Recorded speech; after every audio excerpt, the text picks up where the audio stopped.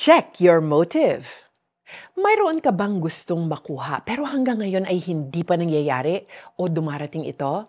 Have you ever wondered kung bakit hindi pa ito binigay ni Lord?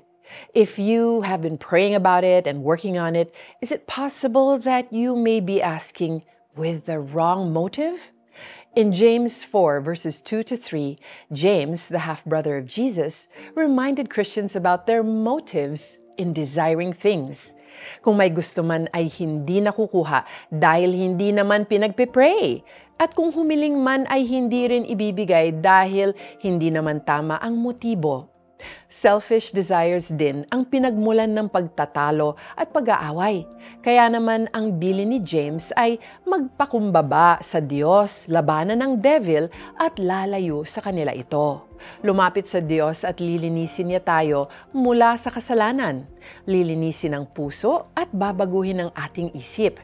And when we delight ourselves in the Lord, He will change our hearts to be one with Him. And He will give us the desires of our hearts. So check your motive. Gusto mo bang mag-asawa dahil malungkot ka o takot kang mag-isang tumanda? Or gusto mong mag-asawa kung kalooban nito ng Diyos at mag-glorify mo siya sa pagpapakasal? Check your motive. Gusto mo bang ma-promote sa trabaho para malaking sahod at posisyon? Or para makatulong ka sa kapwa at makapag-lead ng tao kay Christ? Bonus na lang ang salary increase at job title. God answers all our prayers according to His will. Let's pray.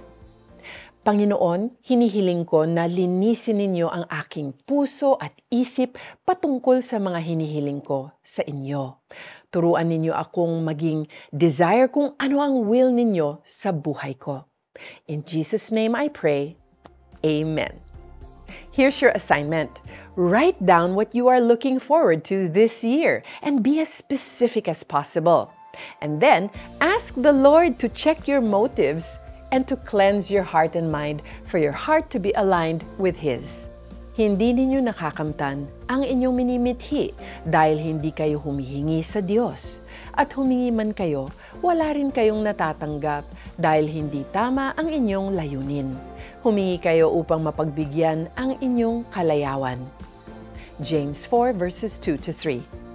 I hope you were moved by today's Tanglao devotion. I'm Joyce Burton Titular. See you next time.